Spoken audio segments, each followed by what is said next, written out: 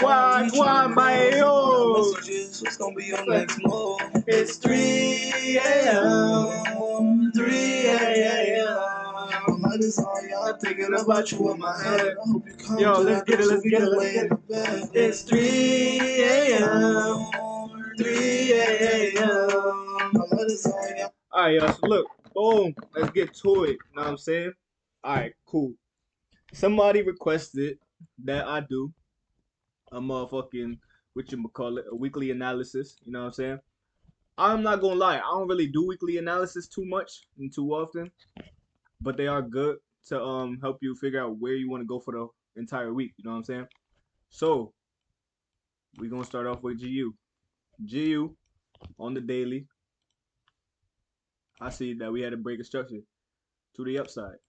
Where did that break of structure come to? It stopped right here. What does that tell me?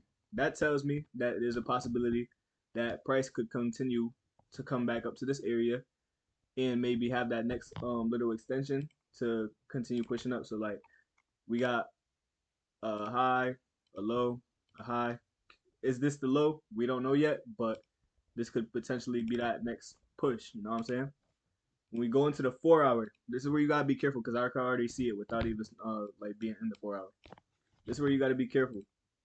So right here, we already had a break of structure. You know what I'm saying? And the reason why I say I don't really care too much about doing weekly analysis too is because at the end of the day, I don't come into the market until Monday morning at like 7:45, 8 o'clock.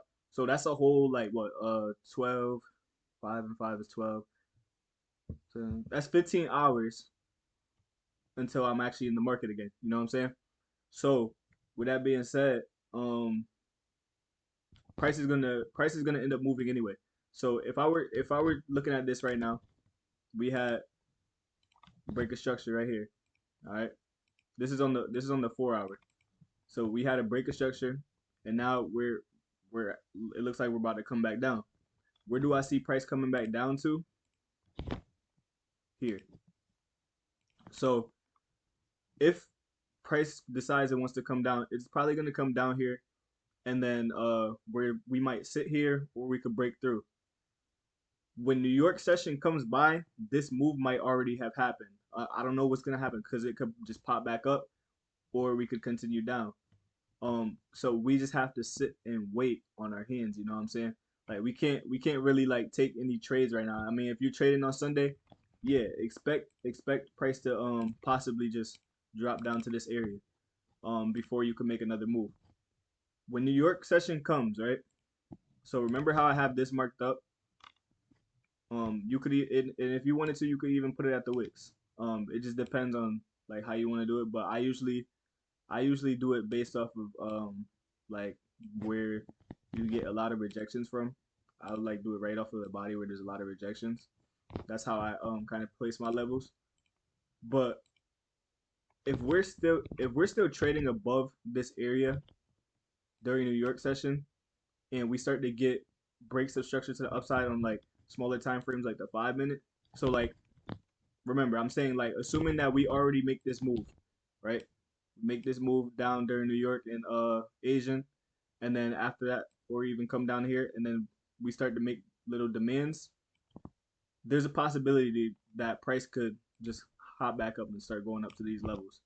So I would expect that to happen over the next couple days, maybe even a couple like hours past like when it's like New York session and stuff like that. So you gotta be careful. You gotta prepare for both scenarios. So as of right now, we are bearish on like the hourly and the 4 hourly. So we could very well come down to here and test this area or even break through it. But like I said, once again, if we continue trading above this level, we could look to mirror this right here and continue up to this level. All right. Now on GJ, what do I see? What do I see? GJ is bullish as hell. Um, but we are kind of like pausing up here, so you could possibly expect retracement. We had a strong push up. We kind of came down. We got a little push up again, but it wasn't very strong push up. And now we're kind of like sitting at a possible high area. So when we go into like the I'll just go into the hourly. We're sitting at a pretty high area, and this is a resistance. That's your ceiling, and then a support will be your floor. All right, so we got some support down here. Your floor is down here, if you want to call it that. You know what I'm saying? So what do I expect to happen? I don't know. Not gonna lie. Um, you kind of gotta wait and see. Although I can see that we kind of broke above a little bit. So that indicates that price possibly does want to continue up, and like I said, we are in an uptrend, but you have to wait and see. If we get a break to the downside, if we get this break to the downside, prepare for not to don't do not sell right away. Wait for a pullback and then wait for a continuation, because then that'll confirm that you're gonna not get faked out. Because if you were to just take sales right off of here, what could happen is this could happen instead. So instead of coming back down, we might get like a steeper pullback. It'll break this low, take out all this liquidity, because there's a lot of people taking trades down here. So like there's traders right here with stop losses right here, traders right here with stop loss, like we'll say right there, stop losses underneath here, things like that, expecting price to continue up. So what could happen is they could take out that liquidity and then start shooting back up. And if price decides that it wants to just pop back up and break this area, then we could look for positions to take buys. Overall, as of right now, we still are bullish, but prepare for pullbacks. Prepare for the possibility of us coming down for the week. I'm not sure what's gonna happen yet. We have to wait and see. And like I said, you gotta trade what you see. So that's why weekly analysis is kind of like a little bit iffy, because it's like, where do I actually get in? You don't really know, because you have to trade during your session. You know what I'm saying? If you trade London, or if you trade Asian session tonight, then that's cool. Like, do your thing. But me, I'm not trading that. So that's why it's kind of like, you know what I'm saying? But if you were to go in the 5 minute off of this structure right now, oh, you would be waiting for you'd be waiting for a break. It looks like it wants to come down. We're getting these lows. Price continues to break structure to the downside. And now we're sitting at a support. So if price were to break here, then at the Asian session open or whatever, you might be able to wait for like a little retest and get into see if there's some type of supply setup, and then for price to just drop back down to these levels down here. All right. Next we got Nasdaq. Am I even on the screen? I don't even. Nasdaq, right? What do we got? Daily. What are we? Bullish. How do I know that? Because look, we have a high, low, make a little high here, low, high, low, high. This is just a pullback. Now we make our low, and we're starting to break above these highs again. Like there's like little highs right here that you but I'm really trying to look at the whole move. But if you're on smaller time frame, these are breaks of highs too. So right now we're here. Okay. What does that mean? So on the daily, we're at that like resistance area. All right. So when I go into, let's see the 4 hour real quick. When I go into the 4 hour, you see that we're still bullish. We have a low here, lows here that aren't being broken. Until these are broken, then that's when it's like, okay, like we might be in a downtrend. But as of right now, we're just chilling. We can't really do too much. We have to wait to see what price does. We do have some small structure here. If you get some breaks to the downside, you could continue down a little bit. But I'm not trying to take sells in this right now. We have a breaker structure here that also lines up with a demand zone right here. It's a small demand, but it's still a demand zone. So that demand lines up with break and retest entries as well. So like, you know, this could be a good area to wait for price to get to, and then come New York, we might just push up, or if we decide to come back down and retest further, we'll still be bullish as long as we don't break these lows. If we break these lows, we're bearish. All right. And then where could I see price going if we drop bearish? The first place would be these lows down here. And then after that, if it continues bearish, we probably come down to like some of these lows maybe. I usually use like hourlies, hour and 4 hour for targets, and then I take my entries on the 5 minute. That's why sometimes I can scalp, and then other times I just intraday. I'm not either or. My trading style, I'm not a scalper or intraday trader. I'm more of like I'll do both depending on the setup and depending on if I see what I like. All right. And then the last one we got gold. Gold is very clean structure. So the thing about gold is when we look at it, we have structure continuously getting broken. So if I put a line here, right, we broke structure.